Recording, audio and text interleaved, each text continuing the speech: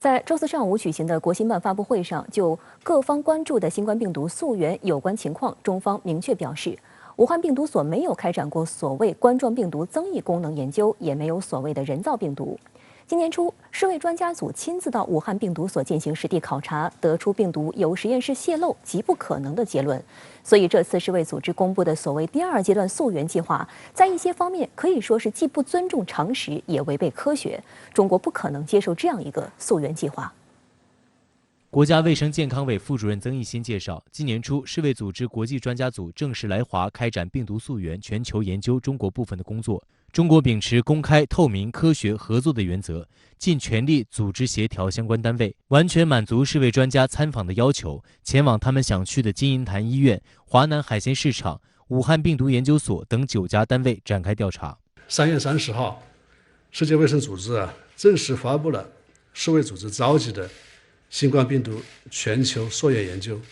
中国部分的联合研究报告。全球的溯源研究有了一个非常良好的开端。报告发布这几个月来，越来越多的科学证据表明，这份报告是一份很有价值、权威的、经得起科学检验、经得起历史检验的这样一份报告。曾益新指出，新冠病毒溯源一定是个科学问题，中国政府一贯支持科学的开展病毒溯源，但是反对将溯源工作政治化。第二阶段病毒溯源应该在第一阶段病毒溯源的基础上来延伸，以 WHA 73.1号决议作为指引，经过成员国充分讨论磋商后开展。对于第一阶段病毒溯源是已经开展过的，尤其是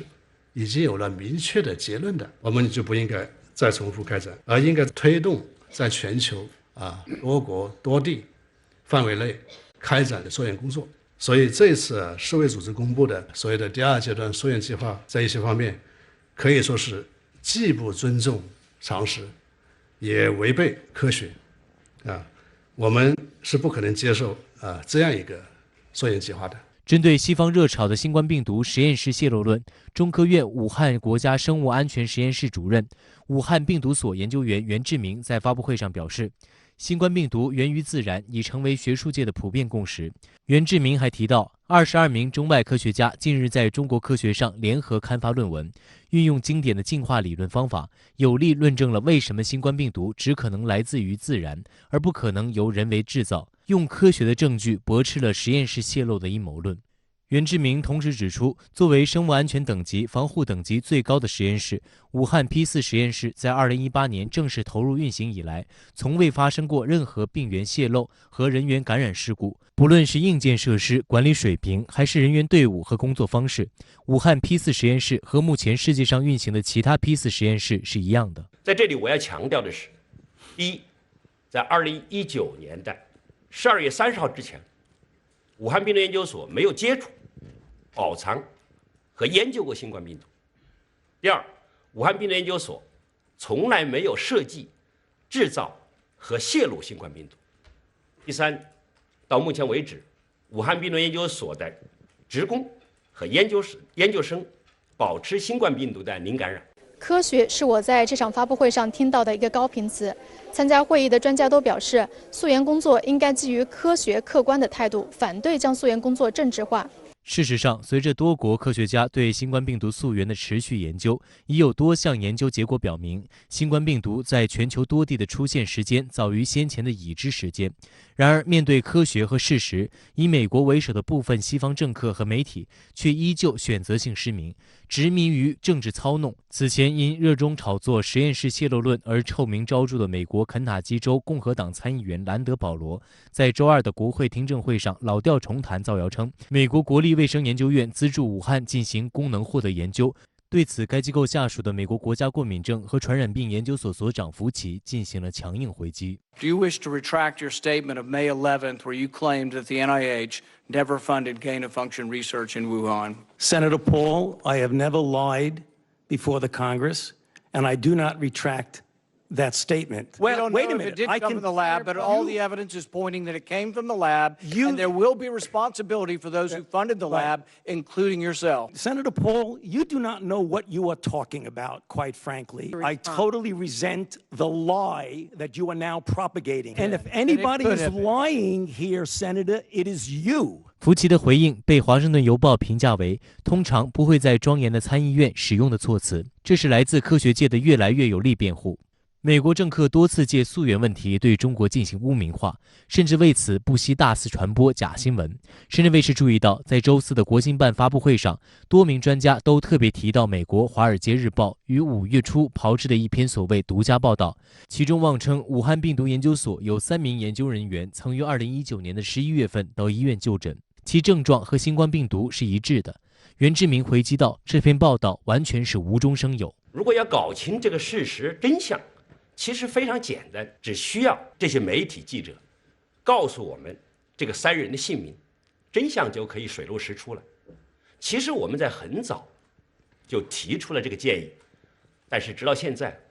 我们并没有受到任何的回应。有观察人士指出，从《华尔街日报》这篇极富阴谋论色彩的报道出发，可以深挖出一整条新冠疫情涉华谣言产业链。按照《华尔街日报》的说法，这篇报道的信源是一份此前从未被披露过的美国情报报告。但讽刺的是，这个大料并不是从美国情报部门流出，而是源于3月份由澳大利亚记者莎莉·马克森在《澳大利亚人报》上发表的一篇独家报道。马克森援引一名叫大卫·阿舍的美国务院首席研究员的话称，武汉病毒研究所的3名员工在疫情爆发前就已经生病，并且依据他的个人评估，这可能是疫情爆发的原因。同时，阿舍还声称，新冠病毒可能是中国研发的生物武器，而疫苗则是研发的解毒剂。值得一提的是，6月阿舍还曾与美国前国务卿蓬佩奥的团队成员一道炮制了一份报告，目的是给拜登政府提供建议，怂恿拜登政府以制造生化武器的战争罪行制裁中国，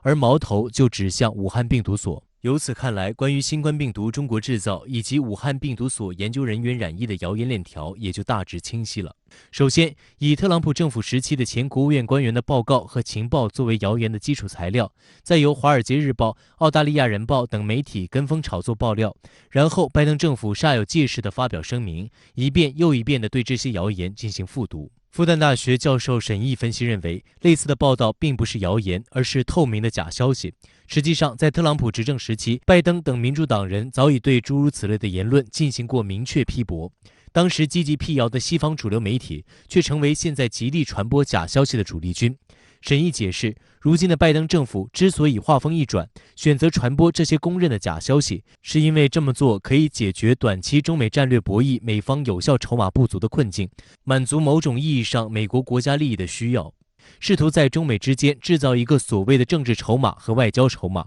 以实现其坚持的从实力地位出发与中国谈判的战略。其次，拜登政府在抗疫方面的表现也不尽人意，此前信心满满设定的疫苗接种目标未能如期达到，传染性更强的德尔塔变种病毒又在美国掀起新一轮疫情高潮。佩洛西的高级助手、德克萨斯州的5名民主党议员都确诊感染。对于拜登政府来说，抗疫不力将对2022年的中期选举和2024年的总统大选产生致命影响。因此，拜登政府急需转移国内民众对其治理新冠乏善可陈的关注。沈毅一针见血地指出，拜登政府坚持这么一个不上档次的谎言，并将其作为救命稻草，这种行为不但不理性，甚至可以形容为病态。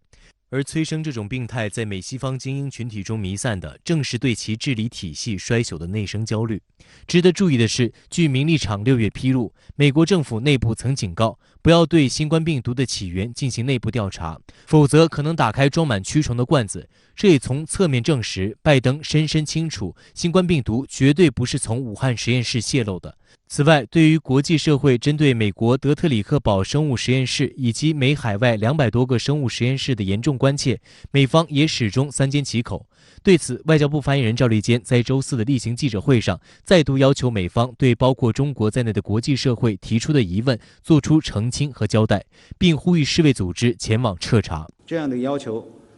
不仅是为了新冠病毒溯源，也是为了各国人民的生命安全。美方不给出合理解释，质疑就不会结束。美国有60多万人死于新冠病毒，可以说美国是政治化战役的头号受害国。这样的悲剧为什么会在头号科技强国发生呢？美国政治化战役草菅人命到了什么程度？政客堕落无耻到了什么样的地步？举个眼前的例子，今日《美国报》今天讲述了一个骇人听闻的故事。美报就援引阿拉巴马州伯明翰一家医疗中心的职业女医生布兰特里·科比亚她的脸书贴文称，说最近她接收的年轻新冠患者猛增，有些个浑身插管的年轻人躺在病床上哀求打疫苗。她如此写道：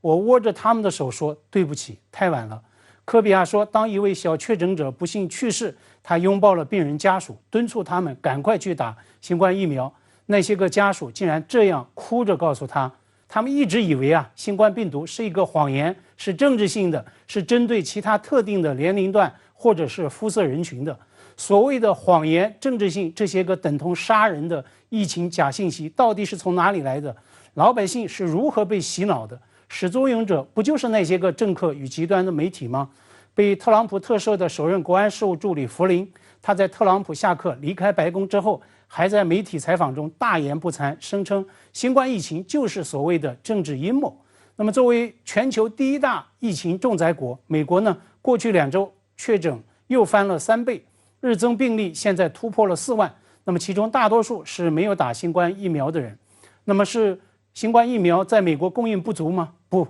美国疫苗已经过剩到甚至到过了保质期必须要处理的地步了。那是打疫苗推广力度不够吗？有些个州甚至已经推出所谓接种者100万美元大抽奖的这样的噱头了。但是呢，至今美国在部分地区，在某些个特定人群接种疫苗就成了一个政治问题，就成了一个立场问题。就像科比亚医生他所在的阿拉巴马州，所以拜登早早宣布的所谓国庆日，也就是7月4号之前接种2亿剂新冠疫苗的目标呢，彻底落空了。对此，拜登的归因指责是以脸谱为代表的社交网站上疫苗假信息泛滥成灾。但是呢，特朗普就敢跳出来发声明，说这是美国人不满拜登偷走大选结果的再证明。世卫此前调查明明就已经得出极不可能的这样的一个结论，为什么会有再度把矛头指向武汉病毒所的所谓第2阶段调查计划呢？还不是美方在背后强力施压的结果。总干事谭德赛他也扛不住了，当初叫嚷退出世卫的不也是美国吗？针对中国2款疫苗纳入 COVAX 全球疫苗供应的保障计划，美国国会山竟然有议员指责说，世卫在拿美方40亿美元的战役捐款来让中方企业大谋其利，这些不都是政治化战役的这种各种的黑幕谎言吗？好的，谢谢管先生。以上的分析也请您保持在线，我们稍后会继续连线您。谢谢。